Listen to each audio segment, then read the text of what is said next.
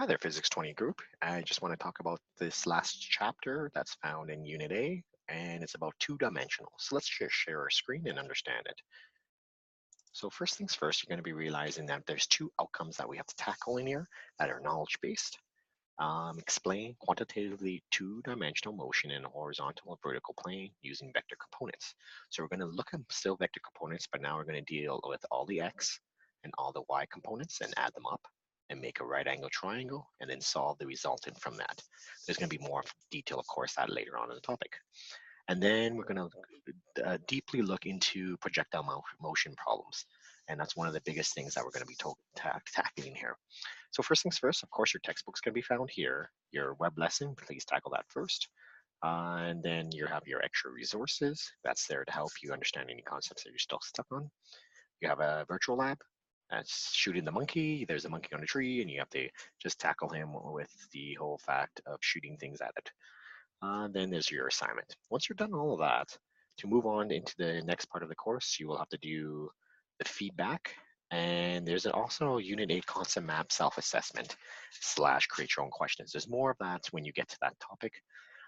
The reason why it's there, because you don't have unit exams. This is one way to go around unit exams by telling me if you understand the concepts.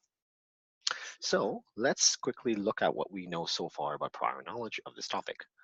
One of the things that we've tackled so far is kinematics, and one of the things is that we have to understand the certain graphs that we've been dealing with, from distance time graphs to speed time graphs to acceleration time graphs.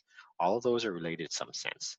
And then we also can find the area underneath the graphs of a dt graph and speed time graph and acceleration time graph. So all of those have been brought up so far.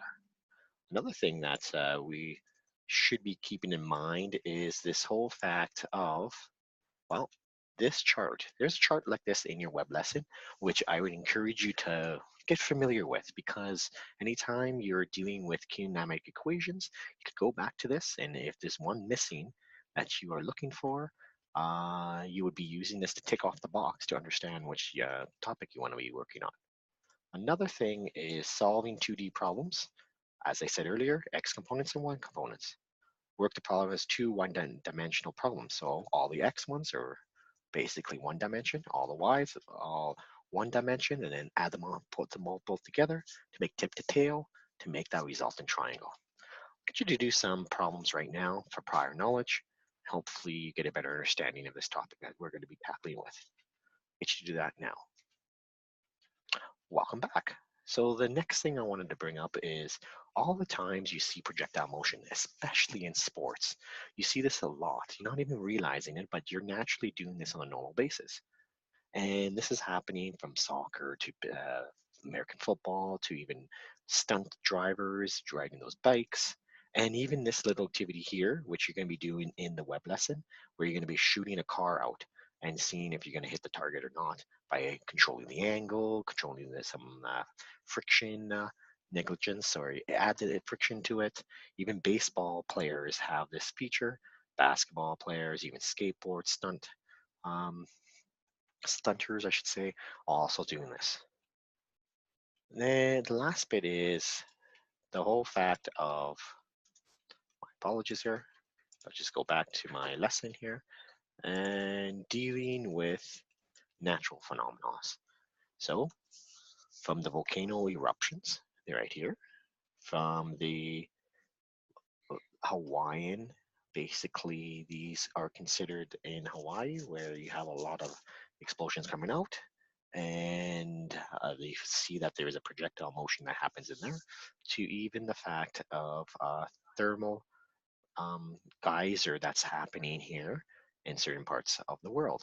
So those are geothermal geysers I'm talking about here. Either way, all of those have beauty in it, which you should be seeing on a normal basis. Hopefully you can see the beauty of it, and your task here is that you're going to make other images to share with me to see the beauty of it. Let's put ourselves in the presence of the Lord. And Father, Son, Holy Spirit. Lord, I thank you for giving me the opportunity to analyze this beauty that exists in the natural world, from these volcano eruptions that we see that creates this projectile motion that we can analyze, and even go further discovering more that's out there. Let us learn more about these natural projectile motions that exist and give us the ability to get better in our everyday studies and physics. Amen. And Father, Son, Holy Spirit. Amen. Thank you, Lord. And if there's any other questions, don't hesitate to let me know. Have a great term.